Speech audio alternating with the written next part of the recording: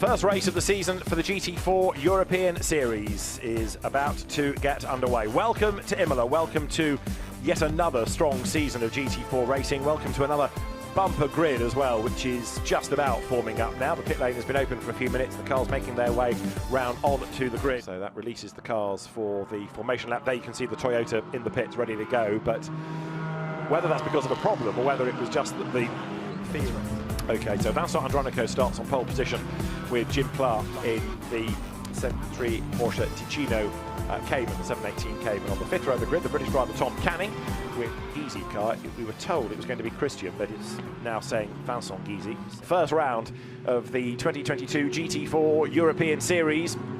The cars accelerate up then towards the timing line on pole position. Vincent Andronico in the Porsche. He's got Jim Plower alongside him, who we know is a live wire. The lights are red. The race director, the English official, Steve Burns, ready to give the command to Gantry. The lights go green, then the race gets underway. A good getaway is made by Plower, but is it good enough to get ahead of Andronico as they go up towards Tamburello? New to the championship, and looking impressive as the cars stream through, but he's not so far today, and unfortunately won't get a chance to sit in the car either for this race. Championship hasn't lasted very long either, sad to say. In terms of the surface, and it's not too bumpy as a racetrack. Two Audi, but Tom Canning in the Aston Martin ahead of him fends him off. Number 7 has just rejoined after a pit stop, incidentally, so Andy Noah brought the car in. It was okay. It was best lap, 1:54.1, so that's okay. Not the pace that we see at the front of the field, which is in the 50s, but the pace around him. But obviously, when you leave after the last car, there's always going to be that acceleration zone that you're also losing out. We have the team manager now of number 7 to race control, so it's been in the gravel. Been clean rather than staring at the back of that Toyota. Oh, bit of a slide from the racing spirit of Le Mans. Second Aston Martin, there's 2 of those cars. That's the 19 machine of Tom Canning. Under huge pressure from the Audi behind. Absolutely right. So number 42 Audi, crown champion last year, looks for a way now to try to get past Tom Canning, who is also a champion. He's been a GT4 champ within British GT. And the Aston Martin down towards Acqua Minerale. Greg Gilbert right there behind him, closing right up, and then the grunt of the Aston might drag it away up the hill. You do get the feeling that Audi's kind of pushing him around the circuit at the moment. So close, but yet to find any space to actually get past.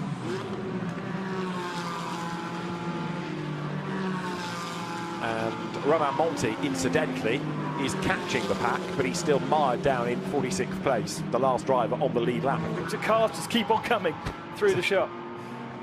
And as you made the point, we've lost a couple already from the after its pit lane start. The Ibanez Julie car, the number 15, has got himself up into 5th position, because I'm sure Ibanez wasn't that high up the field. You've seen the pros. Jean-Luc Bobley employs Jim Clark because he's quick, and he kind of compensates for Jean-Luc not being so quick, or as quick. But yeah, in terms of class points, well, Jean-Luc Bobley, because if you can have a full course yellow, let's say, to pick up a bit of debris and it lasts for 10 seconds, that's fine. Because since 10, 12 years, since they were safety cars in other series as well, make sure they never break down, because obviously that does. So they are therefore able to push when required, because when you're trying to go quickly with race cars behind. Safety car will be in this lap. Safety car in this lap.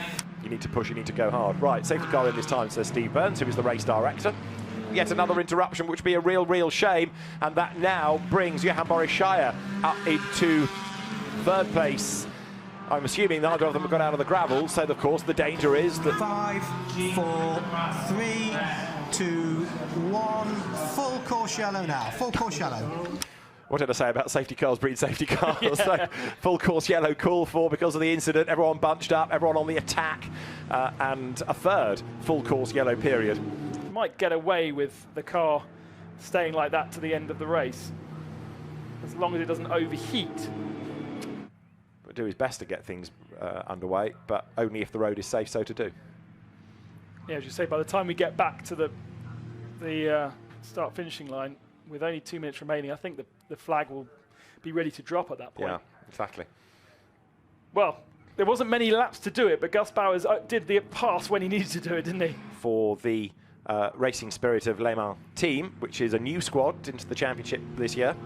We've been saying that it ends this way, but the race officials not left with a huge amount of options. Ivan Jacoma in 6th place. 7th to Tom Canning and